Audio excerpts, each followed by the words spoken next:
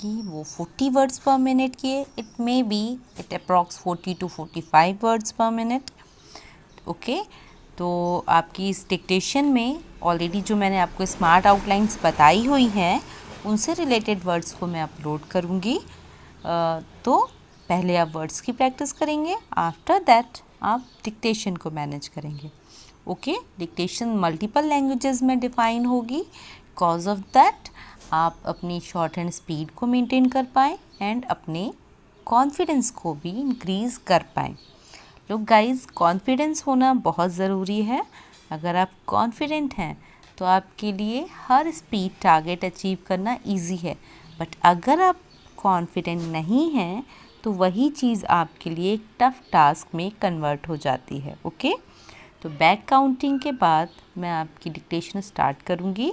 सो 5 4 3 2 1 start. India जो भारत है, राज्यों का संघ होगा।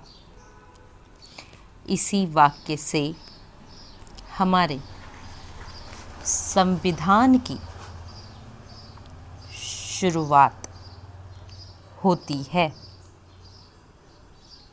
और आज से पहले यह पंक्ति शायद ही सच होती दिखी है। हमेशा से भारत के कई हिस्से रहे हैं, आज भी कई राज्य हैं। वे सभी भारत हैं।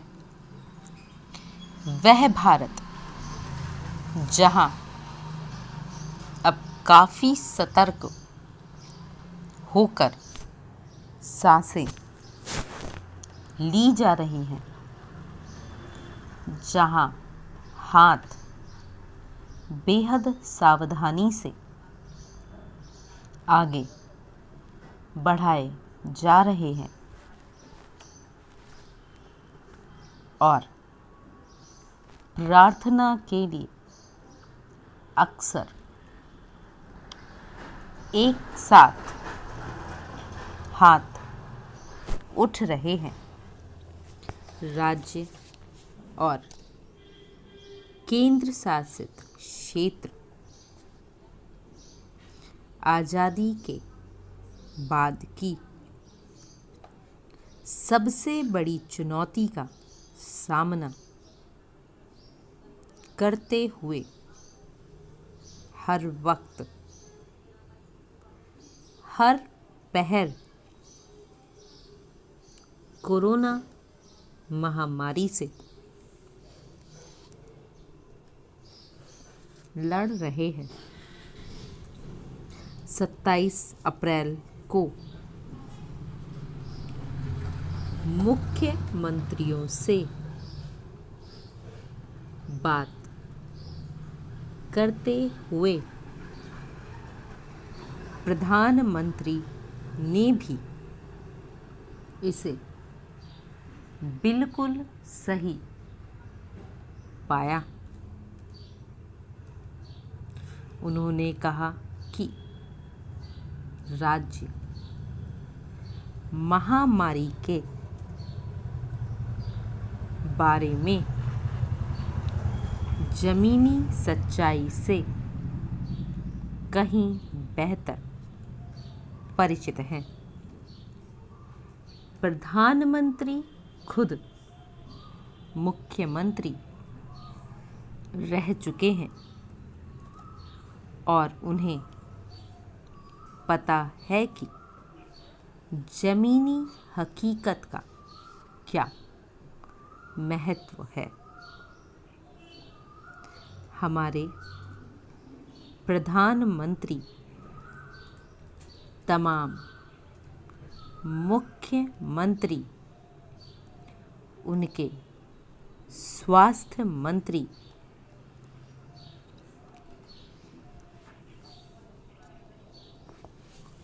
मुख्य सचिव, स्वास्थ्य सचिव और जिला प्रशासन के साझा प्रयासों से वायरस को बेतरतीब फैलने से रोक लिया गया है। अपने यहाँ मौजूद आर्थिक और मानव संसाधन को देखते हुए कई बाधाओं के बावजूद जिस तरह से काम किया गया उसकी सिर्फ सराहना ही की जा सकती है। केरल के मुख्यमंत्री पिनराई विजयन इस मामले में सबसे आगे रहे। उनकी सरकार ने देश के बाकी हिस्सों से पहले अपने यहाँ वायरस को रोकने की दिशा में कदम बढ़ाया। इसी तरह महामारी को नियंत्रित करने के लिए ओडिशा की उपलब्धि उल्लेखनीय रही, तो गोवा ने सबसे पहले संक्रमण के मामलों को शून्य बनाने का रिकॉर्ड बनाया। तमिलनाडु ने टेस्ट की शुरुआत सबसे पहले करते हुए अपने यहाँ अच्छा काम किया, जबकि राजस्थान ने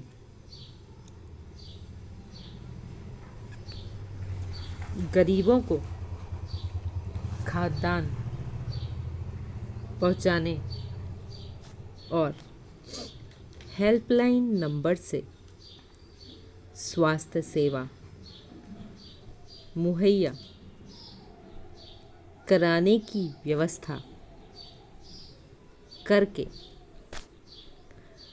लॉकडाउन में भारी आर्थिक बोझ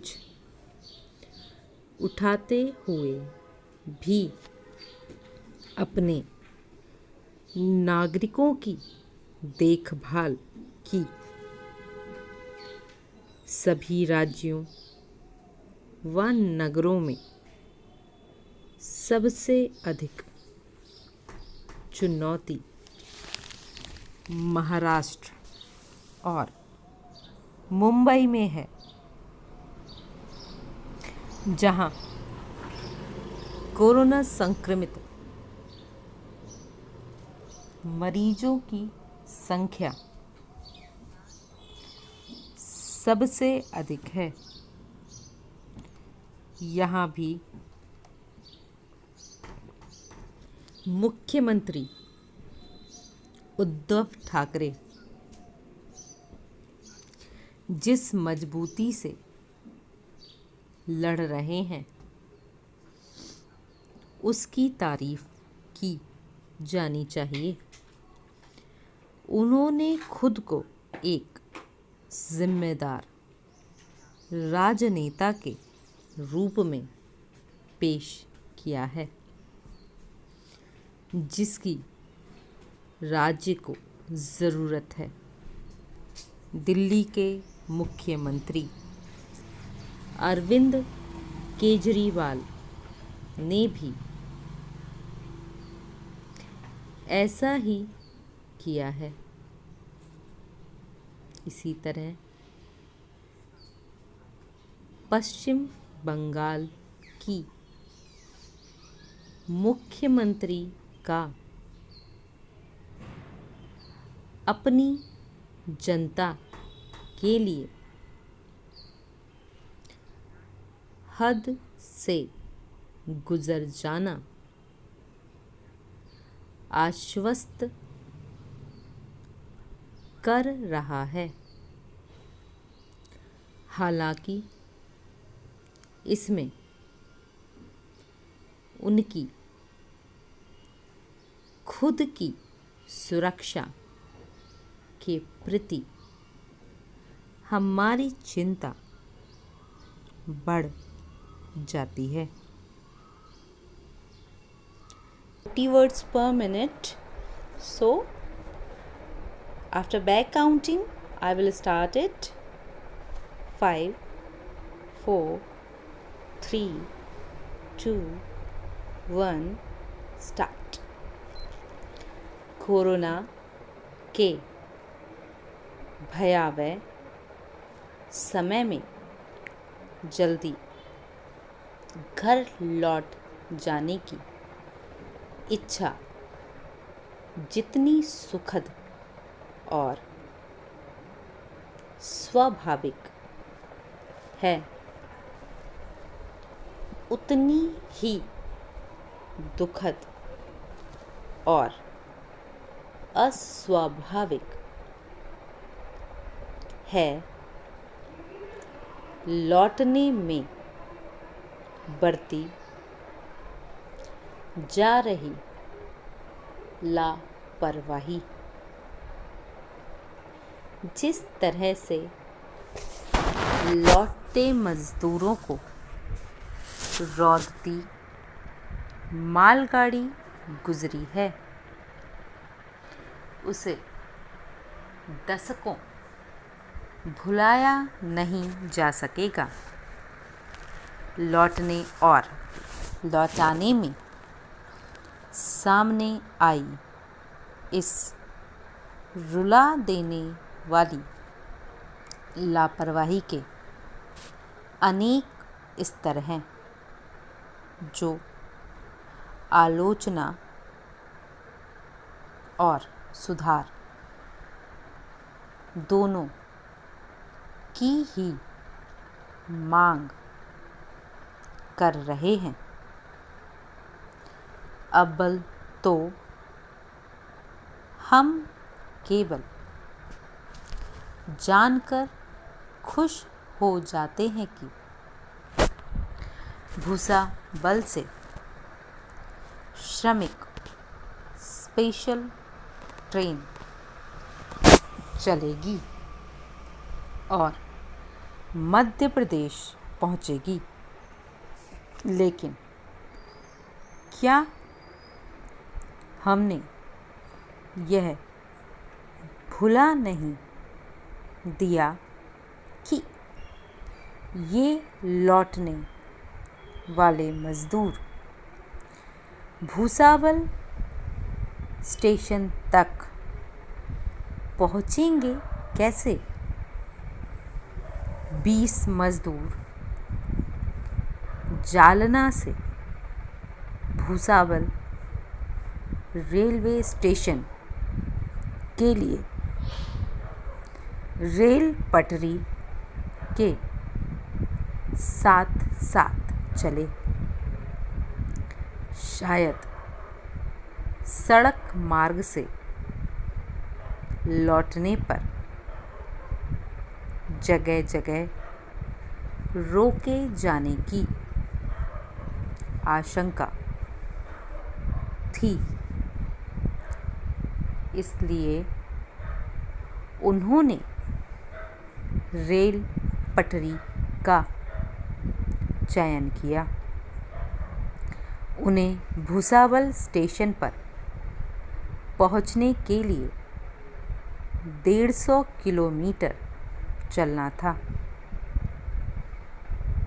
वे सब 45 किलोमीटर चलकर थक गए तो पटरी और उसके आसपास सुस्ताने लगे। सुबह का समय था। आँख लग गई और ऊपर से खाली मालगाड़ी गुजर गई। 20 में से 3 मजदूर पटरी से कुछ दूर सोए थे। उन्हें कुछ नहीं हुआ।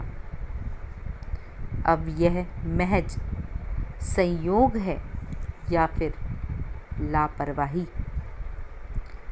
यह सवाल भी बहुत व्यापक व गहरा है। मजदूरों को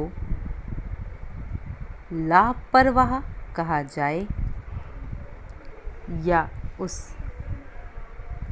प्रशासन को जिसने यह सोचा कि मजदूर जालना से भूसावल कैसे पहुंचेंगे। यह ऐसा समय है जब न केवल लौटने वालों को भी पूरी सावधानी से चलना है, बल्कि लौटाने वालों को भी पूरी सावधानी बरतनी है। यह कह देना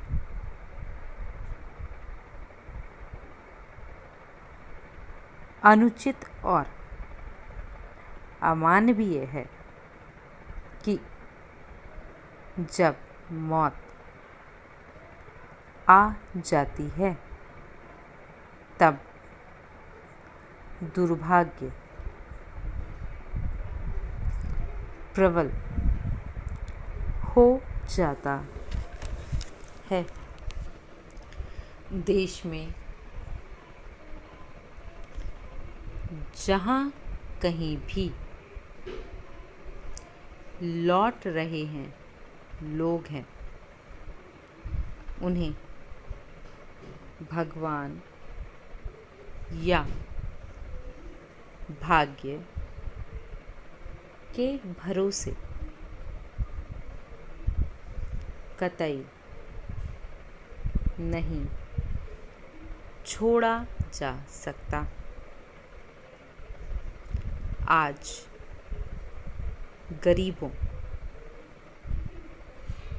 मजदूरों, ज़रूरतमंद समाजों को जो घाव लगेंगे वे लंबे समय तक टीसते रहेंगे। इसलिए लौटने और लौटाने की पूरी प्रक्रिया कदम कदम पर समीक्षा मांग रही है। यह देखना राज्य सरकारों का काम है कि कौन कब कैसे लौटेगा। किस रेलवे की तारीफ हो रही थी, उसने जाने अनजाने इस हादसे से यह सिद्ध कर दिया कि उसकी योजना के भूसावल और हकीकत के जालना के बीच 150 किलोमीटर की लंबी दूरी है। यह मजदूरों, बेघरों, लाचार लोगों का विशाल देश है, जहां आने वाले दिनों में श्रमिक स्पेशल ट्रेनें और भी चलेंगी। लेकिन अब यह देखना भी महत्वपूर्ण हो जाएगा कि लोग उन ट्रेनों तक कैसे पहुंचेंगे। डिक्टेशन स्पीड 70 वर्ड्स पर मिनट। डिक्टेशन ऑलवेज़ एक इम्पॉर्टेंट सेक्शन है आपकी शॉर्ट हैंड की स्पीड को इंक्रीज़ करने के लिए। तो अगर आप स्पीड चाहते हैं तो कम से कम 2 से 3 डिक्टेशंस पर डे लिखिए और उसको कंटिन्यू कीजिए, एक्सप्लेन ज़रूर कीजिए, ठीक है। अगर आप डिक्टेशन को प्रॉपर एक्सप्लेन नहीं करते हैं तो वो आपका लिखा हुआ भी यूज़लेस होगा, क्योंकि जब तक आपको अपने बनाए हुए शब्दों का ज्ञान नहीं होगा कि आप कौन सी आउटलाइन किस तरह से बनाते हैं, आप कितना भी लिख लीजिए वो सभी स्टेप आपके लिए बेकार हैं। तो इसलिए बेटर ये है कि आप पहले समझें कि कहाँ पर क्या लिखा जा रहा है, किस तरह से आप शब्दों को बना रहे हैं। जब आपको इसका पूरा ज्ञान हो जाएगा तो आप खुद देखेंगे जो आपको एक कन्फ्यूज़न होता है कि स्पीड नहीं बन रही, स्पीड नहीं आ रही, वो चीज़ें अपने आप ख़त्म हो जाएंगी, ठीक है। क्यों? क्योंकि उस समय पे आपको अपने शब्दों का भी ज्ञान होगा और अपनी स्पीड का भी ज्ञान होगा, ठीक है। तो बैक काउंटिंग के बाद में मैं शॉर्ट हैंड की डिक्टेशन को शुरू करूँगी, तो अपनी कॉपी एंड पेंसिल प्रिपेयर कर लीजिए। And the counting is 5 4 3 2 1 start. India जो भारत है राज्यों का संघ है, इसी वाक्य से हमारे संविधान की शुरुआत होती है और आज से पहले यह पंक्ति शायद ही सच होती दिखी है। हमेशा से भारत के कई हिस्से रहे हैं, आज भी कई राज्य हैं, वे सभी भारत हैं। वह भारत जहां अब काफ़ी सतर्क होकर सांसें ली जा रही हैं, जहां बेहद सावधानी से आगे बढ़ाए जा रहे हैं और प्रार्थना के लिए अक्सर एक साथ उठ रहे हैं। राज्य और केंद्र शासित क्षेत्र आज़ादी के बाद की सबसे बड़ी चुनौती का सामना करते हुए हर वक्त हर पहर कोरोना महामारी से लड़ रहे हैं। 27 अप्रैल को मुख्यमंत्रियों से बात करते हुए प्रधानमंत्री ने भी इसे बिल्कुल सही पाया। उन्होंने कहा कि राज्य महामारी के बारे में ज़मीनी सच्चाई से कहीं बेहतर परिचित हैं। प्रधानमंत्री खुद मुख्यमंत्री रह चुके हैं और उन्हें पता है कि ज़मीनी हकीकत का क्या महत्व है।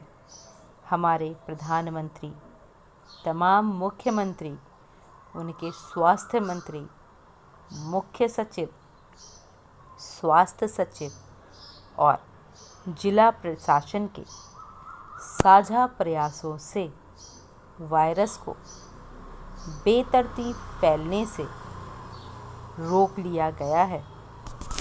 अपने यहाँ मौजूद आर्थिक और मानव संसाधन को देखते हुए कई बाधाओं के बावजूद जिस तरह से काम किया गया है उसकी सराहना की जा सकती है। केरल के मुख्यमंत्री पिनराई विजयन इस मामले में सबसे आगे रहे। उनकी सरकार ने देश के बाकी हिस्सों से पहले अपने यहाँ वायरस को रोकने की दिशा में कदम बढ़ाया। इसी तरह महामारी को नियंत्रित करने के लिए उड़ीसा की उपलब्धि उल्लेखनीय रही। तो गोवा ने सबसे पहले संक्रमण के मामलों को शून्य बनाने का रिकॉर्ड बनाया। तमिलनाडु ने टेस्ट की शुरुआत सबसे पहले करते हुए अपने यहाँ अच्छा काम किया, जबकि राजस्थान ने गरीबों को खाद्यान्न पहुँचाने और हेल्पलाइन नंबर से स्वास्थ्य सेवा मुहैया कराने की व्यवस्था करके लॉकडाउन में भारी आर्थिक बोझ उठाते हुए भी अपने नागरिकों की देखभाल की। सभी राज्य व नगरों में सबसे अधिक चुनौती महाराष्ट्र और मुंबई में है, जहां कोरोना संक्रमित मरीजों की संख्या सबसे अधिक है।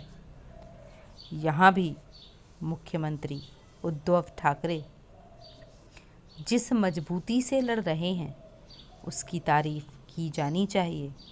उन्होंने खुद को एक जिम्मेदार राजनेता के रूप में पेश किया, जिसकी राज्य को ज़रूरत है। दिल्ली के मुख्यमंत्री अरविंद केजरीवाल ने भी ऐसा ही किया। इसी तरह पश्चिम बंगाल की मुख्यमंत्री का अपनी जनता के लिए हद से गुजर जाना आश्वस्त कर रहा है। हालांकि इसमें उनकी खुद की सुरक्षा के प्रति हमारी चिंता बढ़ जाती है। कैसी रही आपकी ये dictation?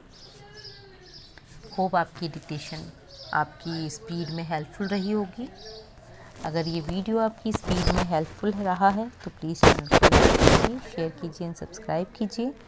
Keep learning, keep watching, stay connecting. Thank you. Dictation speed 60 words पर मिनट। 60 वर्ड की डिक्टेशन है। तो आउटलाइन मैं आपको ऑलरेडी बता चुकी हूँ। आउटलाइन की प्रैक्टिस कीजिएगा। एक तरह से मैंने आपको हार्ड PDF भी वीडियो के साथ में ही इंक्लूड कर दिया है, तो आप उसको देखिए, उस फॉर्मेट को समझिए। आफ्टर दैट हम डिक्टेशन पे वर्क करेंगे। तो फर्स्ट डिक्टेशन है 60 वर्ड पर मिनट। स्टार्ट बैक काउंटिंग के बाद स्टार्ट करूँगी, तो we prepare for it. Okay, चलिए स्टार्ट। 5 4 3 2 1 स्टार्ट। आंध्र प्रदेश के RR वेंकटपुरम गांव में स्थित केमिकल प्लांट से गैस का रिसना जितना चिंताजनक है उससे कहीं अधिक दुखद है। गैस रिसाव से लोगों की मौत। रात करीब 3 बजे इस गांव में हुए रिसाव का असर आसपास के कम से कम 20 गांवों तक पहुंच गया। लोगों को जानकारी नहीं थी। वे गैस से बचने के लिए घरों में छिपने की बजाय बेचैन होकर सड़कों पर दौड़ पड़े और जहरीली गैस की चपेट में आ गए। दोपहर होने तक 10 से ज़्यादा लोगों की मौत की सूचना आ गई और सैकड़ों लोगों की हालत गंभीर बताई जा रही थी। आंध्र प्रदेश सरकार ने राजकीय रिवाज के हिसाब से 1 लाख से 1 करोड़ तक का मुआवजा घोषित कर दिया है। बचाव के तमाम इंतज़ाम किए जा रहे हैं।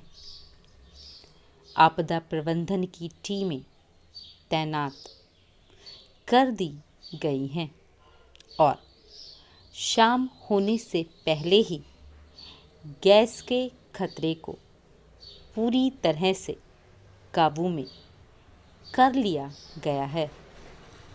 इस हादसे का प्रधानमंत्री सहित अनेक विदेशी नेताओं ने भी दुख जताया है। दक्षिण कोरिया की उस कंपनी और दक्षिण कोरिया के राजदूतों ने भी हादसे को दुखद बताते हुए अपनी संवेदनाओं का इजहार किया है।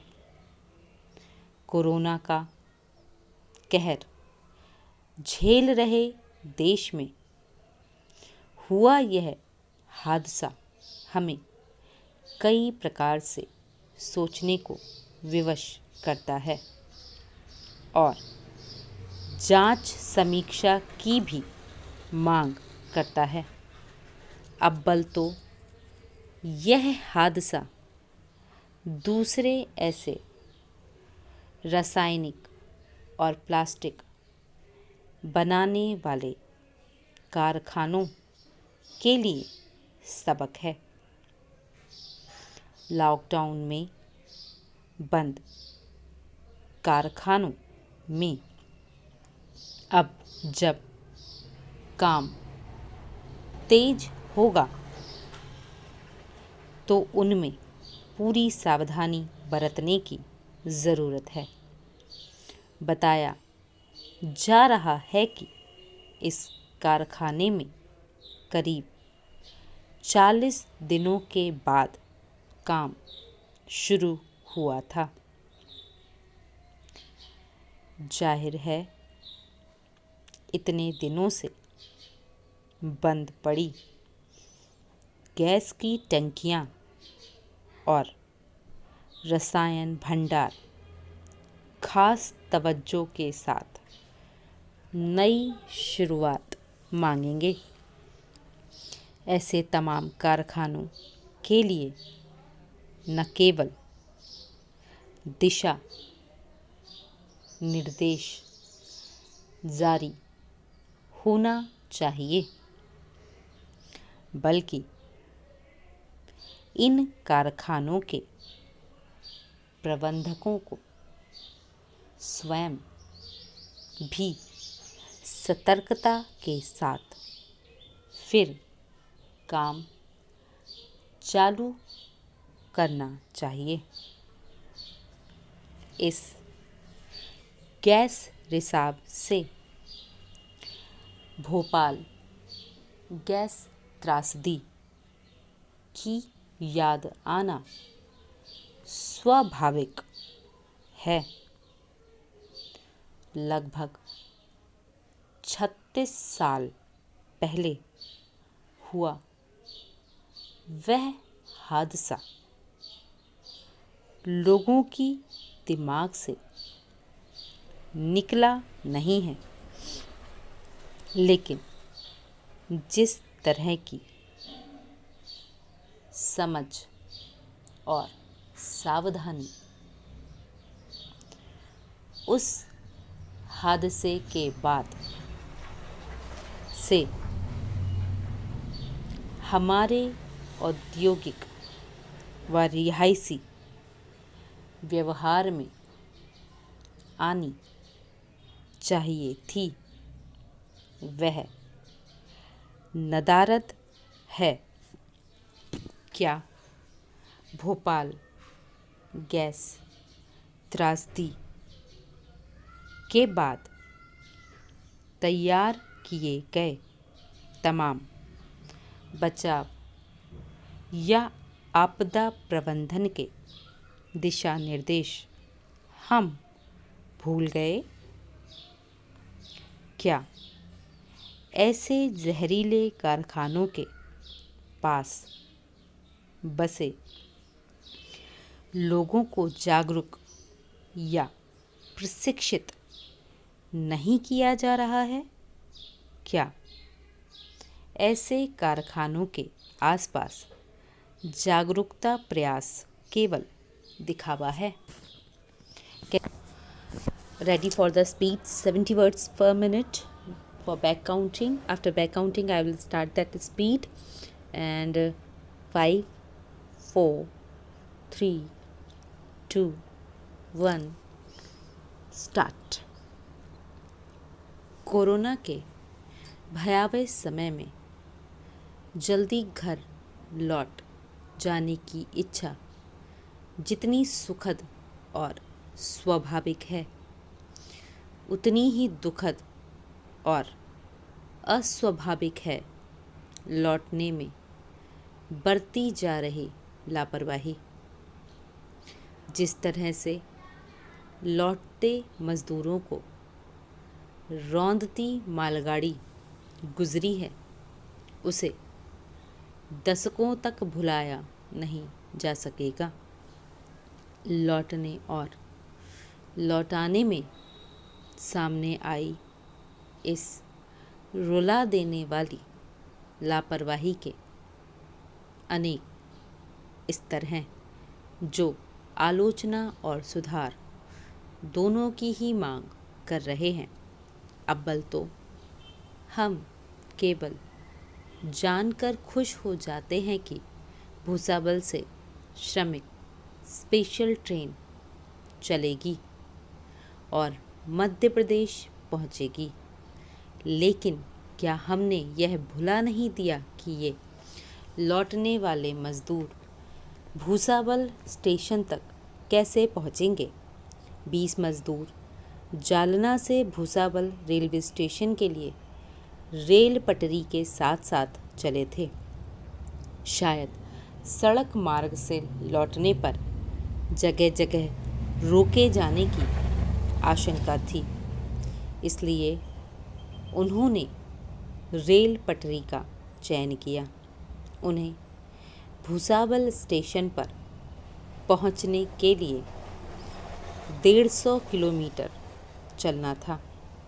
वे सब 45 किलोमीटर चलकर थक गए तो पटरी और उसके आसपास सुस्ताने लगे।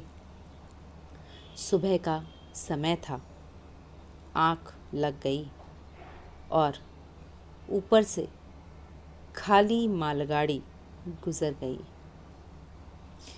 20 में से 3 मज़दूर पटरी से कुछ दूर सोए थे। उन्हें कुछ नहीं हुआ। अब यह महज संयोग है या फिर सिर्फ लापरवाही? यह सवाल भी बहुत व्यापक व गहरा है।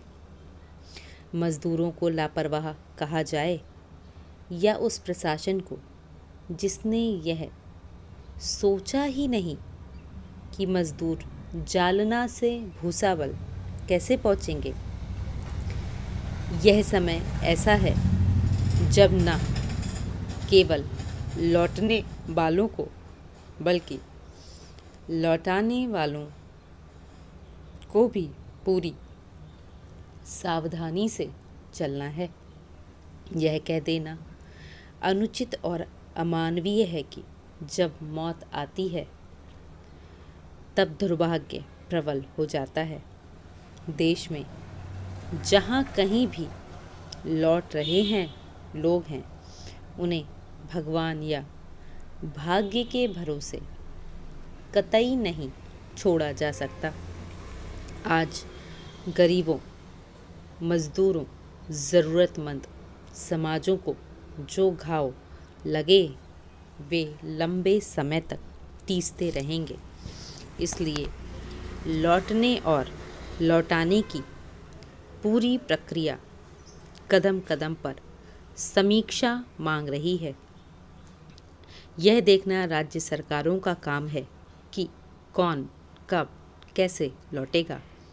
जिस रेलवे की तारीफ हो रही थी, उसने जाने अनजाने इस हादसे से यह सिद्ध कर दिया कि उसकी योजना के भूसावल और हकीकत के जालना के बीच 150 किलोमीटर की लंबी दूरी है। यह मज़दूरों, बेघरों, लाचार लोगों का विशाल देश है, जहां आने वाले दिनों में श्रमिक स्पेशल ट्रेनें और भी चलेंगी। लेकिन अब यह देखना भी महत्वपूर्ण हो जाएगा कि लोग उन ट्रेनों तक कैसे पहुंचेंगे। कैसी शॉर्ट एंड स्पीड 80 वर्ड्स पर मिनट। बैक काउंटिंग के बाद में स्पीड आपकी स्टार्ट हो जाएगी, तो अपनी प्रिपरेशन कर लीजिए। डिक्टेशन सेक्शंस में प्लीज़ प्रिपरेशन करके बैठा कीजिए, ताकि आपका कंसंट्रेशन भी मेंटेन रहे और आप प्रॉपरली लिख पाएँ। ओके, बैक काउंटिंग के बाद डिक्टेशन शुरू करूँगी। That is 5, 4, 3, 2, 1 start.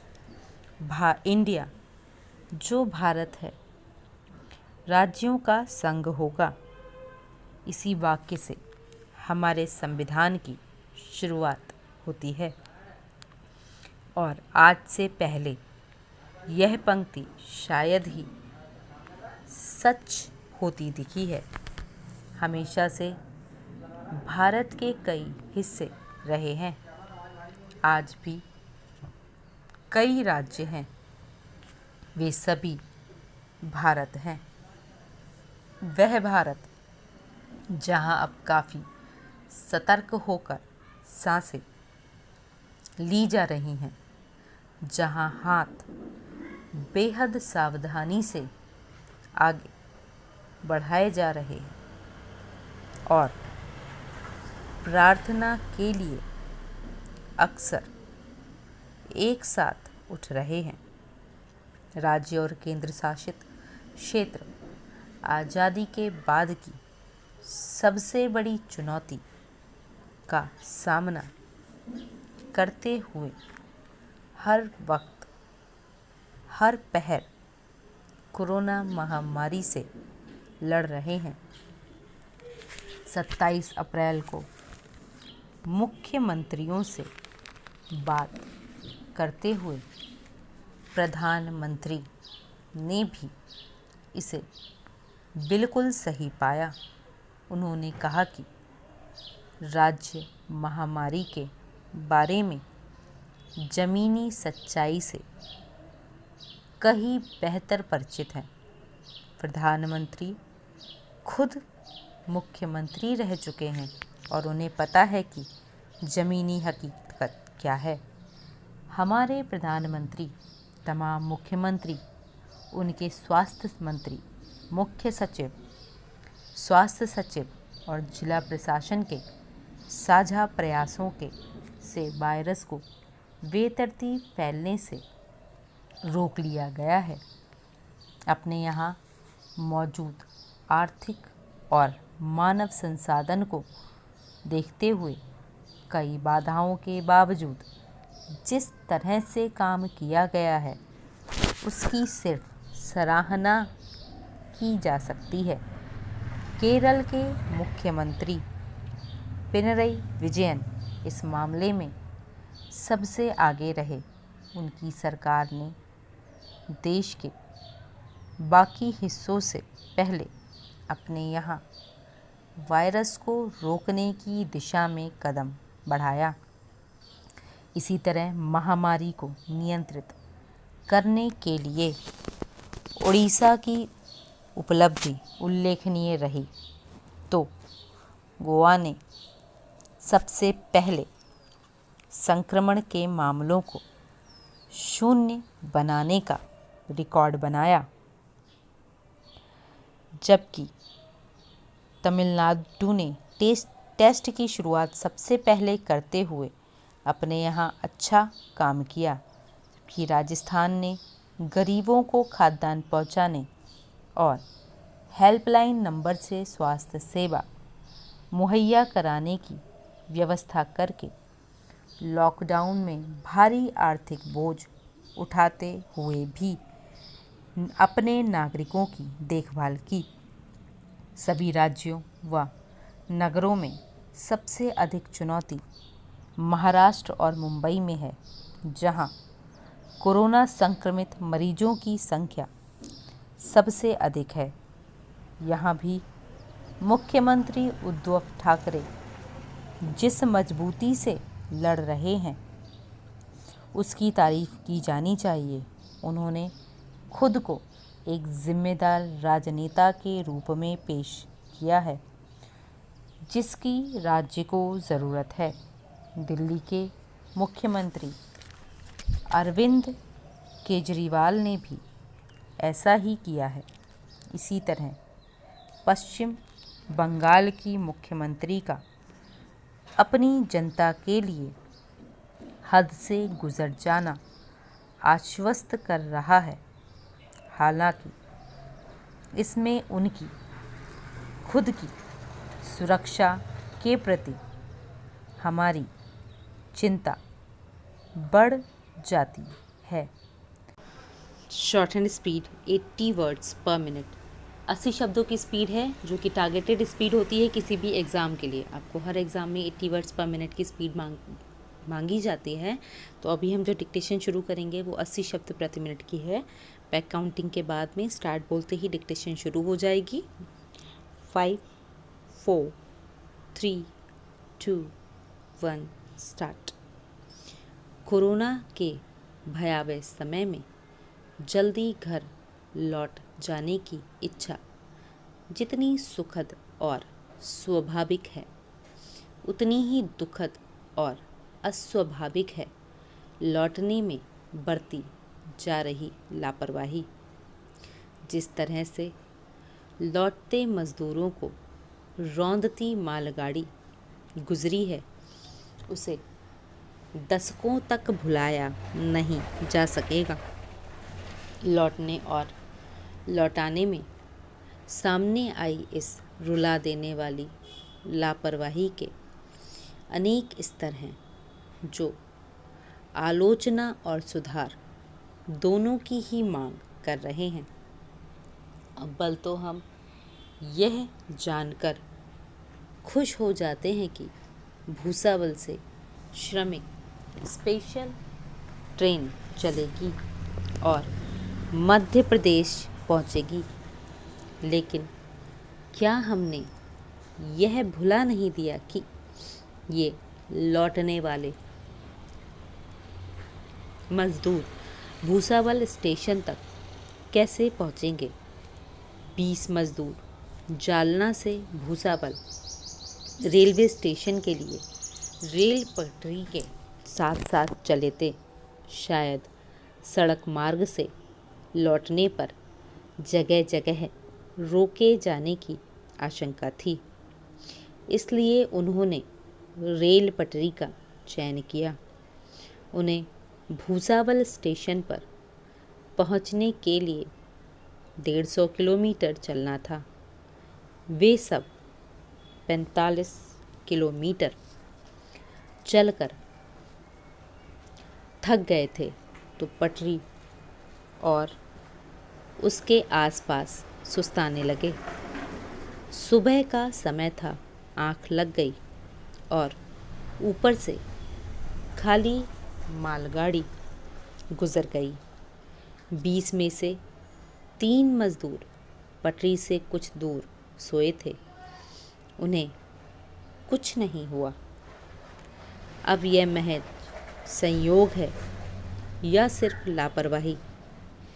यह सवाल भी बहुत व्यापक व गहरा है। मज़दूरों को लापरवाह कहा जाए या उस प्रशासन को जिसने यह नहीं सोचा कि मज़दूर जालना से भूसावल कैसे पहुँचेंगे। यह समय ऐसा है जब न केवल लौटने वालों को बल्कि लौटाने वालों को भी पूरी सावधानी से चलना है। यह कह देना अनुचित और अमानवीय है कि जब मौत आ जाती है तब दुर्भाग्य प्रबल हो जाता है।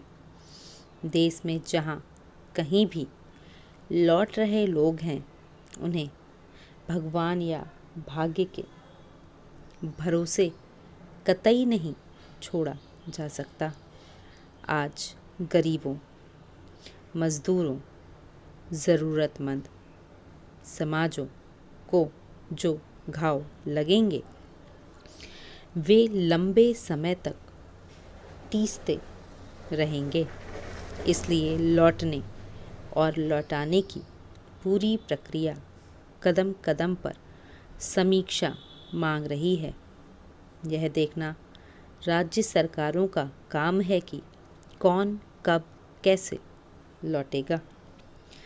जिस रेलवे की तारीफ हो रही थी उसने जाने अनजाने इस हादसे से यह सिद्ध कर दिया कि उसकी योजना के भूसावल और हकीकत के जालना के बीच 150 किलोमीटर की लंबी दूरी है। यह मज़दूरों, बेघरों, लाचार लोगों का विशाल देश है, जहां आने वाले दिनों में श्रमिक स्पेशल ट्रेन और भी चलेंगी। लेकिन अब यह देखना भी महत्वपूर्ण हो जाएगा कि लोग उन ट्रेनों तक कैसे पहुंचेंगे। कैसी रही